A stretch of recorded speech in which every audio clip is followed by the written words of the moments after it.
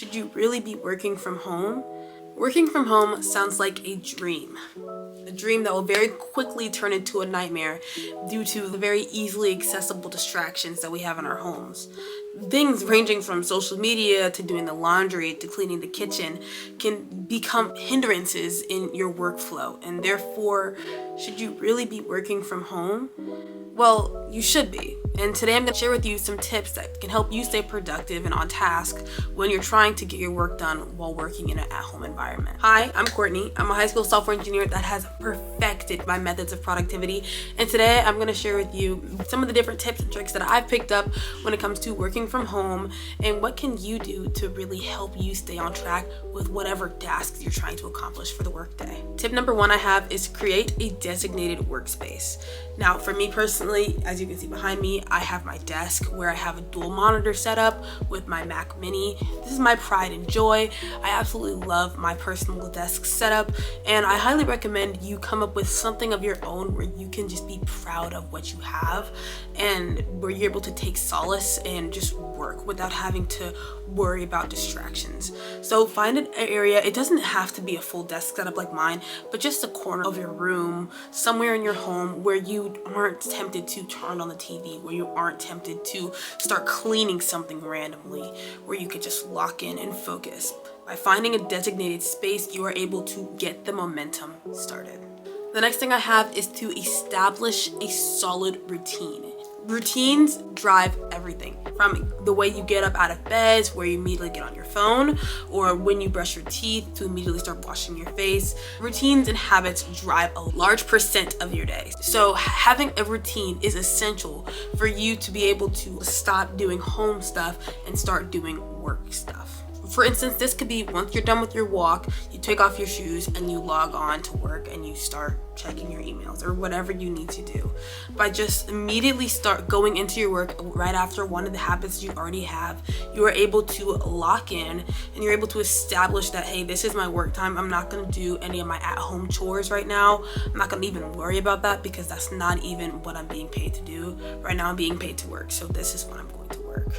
Number 3, this one can be a little bit of a hot take, but you should dress for success. I'm not saying you need to put on a full suit and tie when you're trying to work from home, but get out of the pajamas, put on something comfortable, and get to work. Because at the end of the day, you're not at home to lounge, you're at home to work.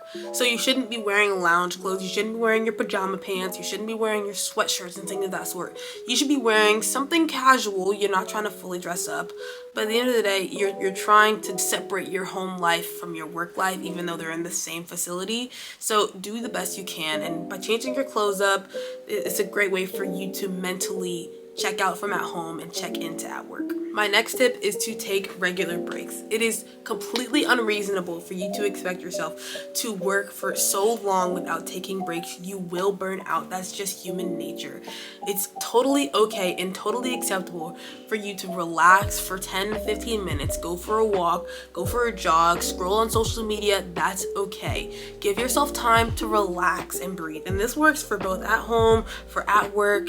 You shouldn't be working tirelessly for hours on end without a break. One great method for doing this is the Pomodoro technique, where you work for 25 minutes and take a 5-minute break, and then work for 25 minutes and take a 5-minute break, and do that on loop for 3 or 4 times, and then after that you take a 30-minute break, and then you go back to the 25 and 5. The next thing I'm going to say is manage distractions. Turn off your notifications, block social media on your phone during certain hours of the day, and lock into what you are trying to do. Now, this can be a little bit more difficult, especially if you don't like confrontation, but you need to set boundaries, especially if you have things like roommates or family members. You need to say, hey, this is my working time, please don't bother me. And it's okay to say no. No, I'm not interested in talking right now. No, I cannot do this. No, I cannot do that. I am working. You need to set these boundaries with people so you are able to lock in and get your work done. I can also recommend getting some headphones. I personally use the Sony XM5s, but I also know the Beats Studio 3s are also a phenomenal choice of headphones for the noise cancellation, but also just their sound quality. They're both phenomenal headphones, or earbuds. The AirPod Pros are also a great choice. My final tip is to set clear goals and priorities. It is your responsibility to set goals for your workday and for you to accomplish said goals. But for you to just go into the workday not knowing what you're gonna do, you'll look unproductive. At the end of the day, you need to at least look busy and you need to be getting some things done for whatever corporation you're working for. So make sure you have clear goals and clear tasks that you are completing throughout the day, so that at least you can have proof, hey, this is what I worked on for the past few days. All right, this is what I have for you. Thank you so much for watching. Be sure to like and subscribe down below, and comment down if you have any other tips for anybody else starting the work from home life. It's a different lifestyle altogether. I know personally I work a hybrid job, so some days I'm in person and some days I'm totally at home by myself working virtually. So these are some tips that I personally use for my life, and I highly recommend you use them for yourselves as well. Thanks again so much for watching, and I'll see you next time on Quartz Corner.